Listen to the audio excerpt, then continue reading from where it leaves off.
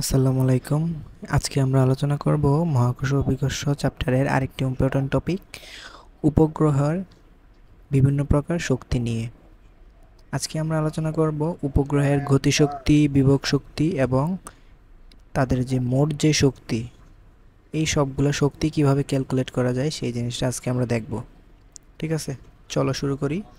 প্রথমে আসো আমরা চিন্তা করো, এইখানে যে স্যাটেলাইটটা আছে, স্যাটেলাইটটা ভি ভেলোসিটির সামনের দিকে আগাইতেছে। সো আমরা প্রিভিয়াস লেকচারে এই উপগ্রহের ভেলোসিটির মান কিভাবে বের করতে হয় সেই জিনিসটা দেখেছিলাম। সেই ভেলোসিটির ইকুয়েশন কী ছিল মনে আছে?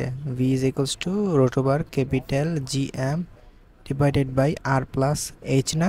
যেখানে এইচ কি? এইচ হচ্ছে পৃথিবীর পৃষ্ঠ থেকে আমরা যত উচ্চতায় স্যাটেলাইটটাকে গতিশীল রাখতে চাই, সেই সেই ডিস্টেন্সটা হচ্ছে এইচ। তাহলে স্যাটেলাইটের যে ভেলোসিটি সেটা হচ্ছে root over G M divide by R plus h. তাহলে চিন্তা করো স্যাটেলাইটের গতিশক্তি কত হবে। গতিশক্তির ইকুয়েশন আমরা 9-10 যেটা পড়ছিলাম, সেই ইকুয়েশনটা আমরা এখানে অ্যাপ্লাই করব। আমরা জানি গতিশক্তি is equals to half m v square. এখন কথা হয়েছে এখানে যে এমটা, সেটা কিসের এম? আমরা যেহেতু স্যাটেলাইটের গতিশক্তি চাইতেছি, এই কারণে যার গতিশক্তি দরকার তার ভর নিয়ে কাজ করতে হবে। এই যে পৃথিবী যেটা, সেটার ভর ধরো ক্যাপিটাল এম, আর স্যাটেলাইটের ভর ধরো স্মল এম। তাহলে half into m v square, অর্থাৎ আমরা যদি এখানে ভেলোসিটি যে মানটা, সেটা তো স্যাটেলাইটের ভেলোসিটি, তো স্যাটেলাইটের ভেলোসিটি যে equation root G M divide by R plus h, সেটা যদি এখানে বসাই দেই, অর্থাৎ ভেলোসিটির উপর যদি স্কোয়ার হয় তাহলে রোট ওভারটা উঠা যাবে না। সো রোট ওভার যদি উঠা যায়, আলটিমেটলি ফাইনাল ইকুয়েশন থাকে কি? ভি এম যাই আর প্লাস এইচ, অর্থাৎ আলটিমেটলি আমরা ফাইনালি এই ইকুয়েশনটা পাই, g capital M small m divided by twice into R plus H. অর্থাৎ এটাই হচ্ছে স্যাটেলাইটের গতিশক্তির ইকুয়েশন। সো এটা মনে রাখবা, স্যাটেলাইটের গতিশক্তি আমরা এইভাবে বের করব। ঠিক আছে, এখন চলো আমরা স্যাটেলাইটের বিভব শক্তি জিনিসটা বের করি। ঠিক আছে, সেটা কিন্তু ইজি। চিন্তা করো, স্যাটেলাইট একটা ভরযুক্ত বস্তু, তাকে আমরা পৃথিবীর পৃষ্ঠ থেকে এই উচ্চতায় তুলছি। সো এখানে যে গতিশক্তি উৎপন্ন হবে সেটা কোন ধরনের গতিশক্তি? মহাকর্ষীয় বিভব শক্তি। আর মহাকর্ষীয় বিভব শক্তির ইকুয়েশন কি আমরা জানি, মাইনাস জি, যে দুইটা বস্তু এখানে কাজ করতেছে তাদের যে ভর, সেই মানটা আমাদের গুণফল নিতে হবে। সো একটা ভর হচ্ছে পৃথিবীর ভর ক্যাপিটাল এম, আর একটা ভর হচ্ছে উপগ্রহের ভর স্মল এম, এবং তাদের মধ্যেকার ডিস্টেন্স কত? আর প্লাস এইচ। সো এটাই স্যাটেলাইটের বিভব শক্তির ইকুয়েশন, এখানে আর কোনো ঝামেলা নেই।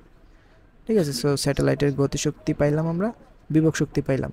এখন যদি আমরা 1 নং ইকুয়েশনের সাথে 2 নং ইকুয়েশন যোগ করি, অর্থাৎ গতিশক্তির সাথে বিভব শক্তি যদি আমরা যোগ করি, তাহলে আমরা কি পাবো? মোট শক্তি পাবো। সেই মোট শক্তি কত হবে? দেখো, ইটি ইজ ইকুয়ালস টু, গতিশক্তি যোগ করতে হবে। গতিশক্তির ইকুয়েশন আমরা পাইছিলাম g capital M small m divided by twice into R plus H. আর বিভব শক্তি কত ছিল? প্লাস বিভব শক্তি কিন্তু ছিল minus g capital M small m divided by R plus H.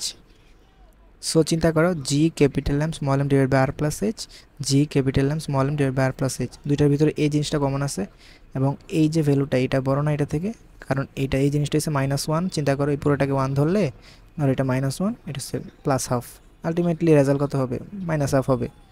So total শক্তি হবে capital G capital M small m divided by R plus h, শুধু এটা না, সাথে সামনে 2 থাকবে। ঠিক আছে, অর্থাৎ টোটাল শক্তি স্যাটেলাইটের সেটা হবে এত।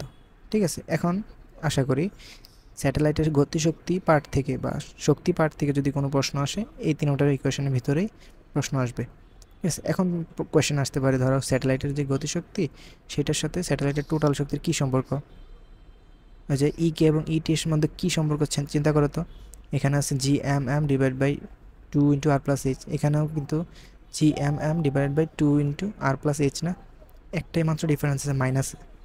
অর্থাৎ স্যাটেলাইটের যে গতিশক্তি সেটা হচ্ছে মাইনাস ইটি। ঠিক আছে, এবং বিভব শক্তি চিন্তা করো, স্যাটেলাইটের যে বিভব শক্তি সেটার সাথে টোটাল শক্তির কী সম্পর্ক?